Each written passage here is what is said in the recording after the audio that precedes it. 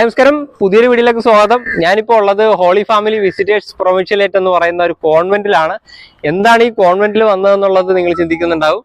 അത് എന്തിനാണ് വന്നതെന്നുള്ളത് കാണിച്ചു തരാം. നമുക്ക് ആ കാഴ്ചയിലേക്ക് ഒന്ന് പോവാം.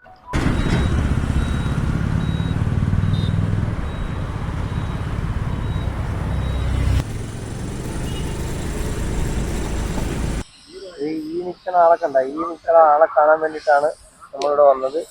ഈ കാണുന്ന തോട്ടത്തിന്റെ മുഴുവൻ കാര്യങ്ങളും നോക്കുന്ന കോൺവെന്റിലെ ഏറ്റവും പ്രധാനപ്പെട്ട ആളെയാണ് നമ്മളിന്ന് കാണാൻ പോകുന്നത്.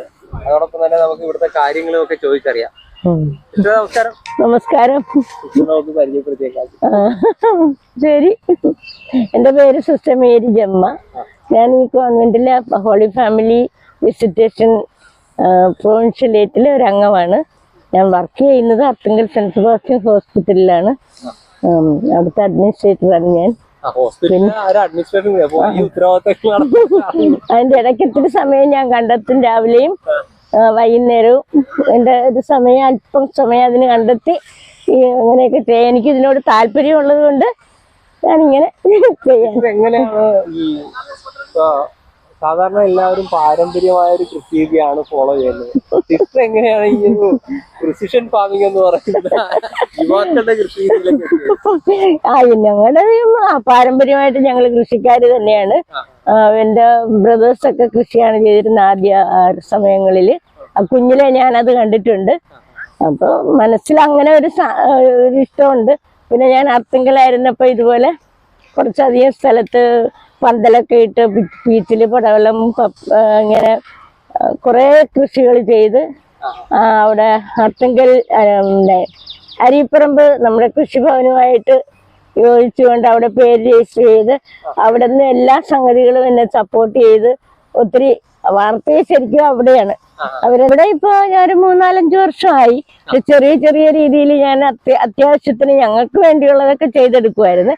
പിന്നെ വലിയ തൊഴിൽ വന്നത് ഇപ്പൊ നമ്മുടെ അക്ഷയ് സാറ്, ഈ കാട്ടൂരത്തെ കൃഷിഭവനിലെ കൃഷി ഓഫീസർ പല പ്രാവശ്യം വന്നു ഇത്രയും സ്ഥലം കിടക്കുന്നല്ലോ, അതുകൊണ്ട് നിങ്ങൾക്ക് താല്പര്യം ഉണ്ടെങ്കിൽ ഞങ്ങളോട് സപ്പോർട്ട് ചെയ്യാം.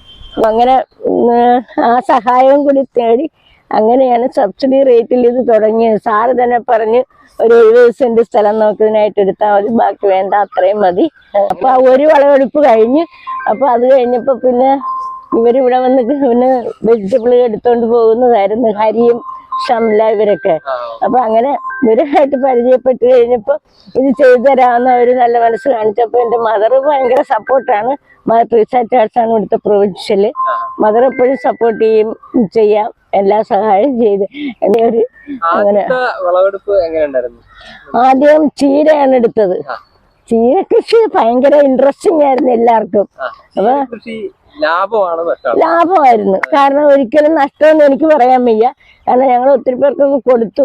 പിന്നെ ഈ ഇവര് തന്നെ വന്ന് കളക്ടറേറ്റില് സെൽവരാജ്, അപ്പൊ അവര് ആണ് സഹായിച്ചത്. അങ്ങനെ ചീര നല്ല സൂപ്പറായിട്ട് വളർന്നു വന്നു. ആദ്യം ചീരയാണ് എടുത്തത്. നല്ലൊരു എമൗണ്ടിന് ചീര പോയി. ഒരു 370 കിലോയോളം ചീര വിൽക്കാൻ പറ്റി. പിന്നെ വേറെ അതിന്റെ കൂടെ പിന്നെ തണ്ണിമത്തൻ, അതും ഒരു നല്ല കുറെ കിലോസ് കിട്ടി. ഞാൻ എഴുതിയൊക്കെ ഇട്ടിട്ടുണ്ട് ഏകദേശം എല്ലാം, എത്ര എമൗണ്ടിന് വിറ്റുവെന്നും എന്തുമാത്രം കിട്ടിയെന്നൊക്കെ. വെണ്ടയും നല്ല രീതിയിൽ പോയി. വെണ്ട, തണ്ണിമത്തൻ, പിന്നെ കുക്കുംബറൊക്കെ ആദ്യം നല്ല ക്രോപ്പായിരുന്നു. പിന്നെയാണ് ഈ പുഴുവൊക്കെ വന്ന് കിട്ടാൻ തുടങ്ങി. പിന്നെ പച്ചമുളക്, വെണ്ടയുണ്ട്, പച്ചമുളക് ഇപ്പോഴും ഉണ്ട്. കുറെ സംഗതികൾ ഇപ്പൊ ചെയ്യുന്നത് ചീര, വെണ്ട, പിന്നെ തക്കാളി, തണ്ണിമത്തൻ, പച്ചമുളക്, ഇനിയും ഉണ്ടല്ലോ മറ്റേ കുക്കുംബർ. അതിന്റെ ഒപ്പം തന്നെ വലിയ മത്തങ്ങ, വെള്ളരിക്ക, ഇതെല്ലാം ചെയ്യുന്നുണ്ട്. ഒരു 10-12 variety. ആ വെറൈറ്റീസ് ഉണ്ട്. ആദ്യം സിസ്റ്ററിന്റെ സഹായിക്കാനായിട്ട് വേറെ ആരെങ്കിലും? എനിക്ക് 3 സ്റ്റുഡൻസ് ഇവിടെ ഉണ്ട്. പിന്നെ മദറും അവരൊക്കെ ചീരയൊക്കെ ചെയ്തപ്പോ മദറും എല്ലാവരും വന്ന് സഹായിച്ചു. സിസ്റ്റർ റൂസ ഇവരും മദർ സിസ്റ്റർ എൽസി തോമസ്, ഞങ്ങൾ 4 പേരാണ് ഈ കമ്മിറ്റി. പിന്നെ അപ്പുറത്തുനിന്ന് സിസ്റ്റർ അവിടുത്തെ സുപ്പീരിയർ സിസ്റ്റർ എൽസ, പിന്നെ സിസ്റ്റർ ലില്ലി റോസ്, അതുപോലെ വേറെ സിസ്റ്റർ സവിത, ഒരു 3 പേര് എല്ലാരും എന്നെ സപ്പോർട്ട് ചെയ്തല്ലേ. ഞാൻ ഒറ്റയ്ക്ക് നമുക്ക് നടക്കില്ലല്ലോ. ഈ സ്റ്റുഡൻസ് അവർക്ക് ഭയങ്കര ആക്റ്റീവ്, അവർ ഭയങ്കര ഇൻട്രസ്റ്റാ. 3 സ്റ്റുഡൻസ് ഉണ്ട്, 2 +2കാരും ഒരു +1 പഠിക്കുന്ന കുട്ടികളാ. അവര് നേരത്തെ പിന്നെ പരീക്ഷയ്ക്കൊക്കെ മുമ്പായിട്ട് ഒരു കുറച്ച് സമയം രാവിലെ 1 മണിക്കൂർ നനയ്ക്കാനും ഇതിനുമൊക്കെ നനയ്ക്കാൻ മോട്ടർ ഓൺ ആക്കിയാൽ മതിയല്ലോ. പിന്നെ അത് കഴിഞ്ഞിട്ട് അവർ ആ ടൈം കഴിയുമ്പോൾ പിന്നെ അടുത്തത് തിരിച്ചു വെക്കും. അതൊക്കെ അവർ തന്നെ ചെയ്യും. പിന്നെ ഒന്ന് വിളവെടുക്കാൻ നേരത്തെ എല്ലാം തന്നെ അവർ തന്നെയാണ് എടുക്കുന്നത്. മുളകൊക്കെ വളരെ ഫാസ്റ്റ് ആയിട്ട് എടുക്കും. 10-15 കിലോ മുളക് ഒരുമിച്ച് അവരെടുത്ത് വെച്ചിട്ട് പോകും.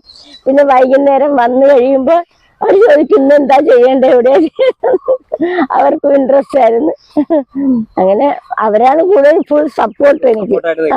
പിന്നെ പുറത്തുനിന്ന് ഞാൻ വേറെ ആരെയും വിളിച്ചില്ല. പിന്നെ എനിക്കൊരു പയ്യൻ, ഒരു ജോബി ഉണ്ട്, പെയിന്ററാണ്. നമ്മുടെ അവിടെയും വർക്ക് ചെയ്യും ഇവിടെയും വർക്ക് ചെയ്യില്ല. അപ്പൊ ഈ സമയത്തൊക്കെ ഇവൻ പെയിന്റിങ്ങിനൂടെ നിൽപ്പുണ്ടായിരുന്നു. അപ്പൊ പെയിന്റ് ചെയ്യാൻ നേരത്തെ ഇതൊക്കെ എന്നെ സഹായിക്കുമായിരുന്നു, കൊണ്ട് എടുക്കാനും എല്ലാത്തിനും ഒക്കെ ഒരു സപ്പോർട്ടായിരുന്നു. ലാഭകരമാണെന്നാണ് സിസ്റ്റർ തന്നെ? ആ ലാഭകരമായ നഷ്ടമൊന്നുമില്ല. പിന്നെ നമുക്ക് അത് മാത്രമല്ല, നമ്മുടെ ഇവിടുത്തെ വെജിറ്റബിള് പിന്നെ പ്രിപ്പയർ കറി വെച്ച് കഴിക്കുമ്പോൾ അതിനൊരു പ്രത്യേക ടേസ്റ്റാ. അതേ സമയത്ത് വാങ്ങിയ വെജിറ്റബിൾ മാർക്കറ്റിൽ നിന്ന് വാങ്ങിക്കൊണ്ട് വരുന്ന വെജിറ്റബിളിലേലും ഭയങ്കര ടേസ്റ്റിയാ. പച്ചവെണ്ടയ്ക്കൊക്കെ ഞാൻ ഇടയ്ക്കിടയ്ക്ക് ഓരോന്നൊക്കെ കഴിക്കാറുണ്ട്. കുക്കുമ്പറൊക്കെ അതുപോലെ ഞാനത് എടുത്ത് കഴിക്കും. അങ്ങനെ എല്ലാവർക്കും താല്പര്യമാണ്. കൊണ്ടുപോയ എല്ലാവരും. ശരിക്കും പറഞ്ഞാല് നമ്മുടെ പബ്ലിക്കിനോട് പറയാനായിട്ടുള്ള ഒരു സന്ദേശം എന്താണ്? പബ്ലിക്കിനോട് ഞാൻ പറയുന്നത് എല്ലാ വീടുകളുടെയും മുറ്റത്താണ്. അത് ഞാൻ പണ്ടും എന്നെ ആരെങ്കിലും ഞാൻ കണ്ടുകൂട്ടിയിട്ടുണ്ടെങ്കിൽ 3-4 സ്ത്രീകളെ കണ്ടെങ്കിൽ ഞാൻ പറയും, നിങ്ങളുടെ വീട്ടിൽ 2 മുളക് തൈ വെക്കണം, 2 വെണ്ട തൈ വെക്കണം. നിങ്ങൾക്ക് അത്യാവശ്യം ആരെങ്കിലും വന്നു കഴിഞ്ഞാൽ എങ്ങും ഓടാതെ 2 കഷ്ണം എന്തെങ്കിലും ഒരു പച്ചക്കറി എടുത്ത് വേഗം എന്തെങ്കിലും ചെയ്ത് കൊടുക്കാൻ പറ്റിയ വിധത്തില്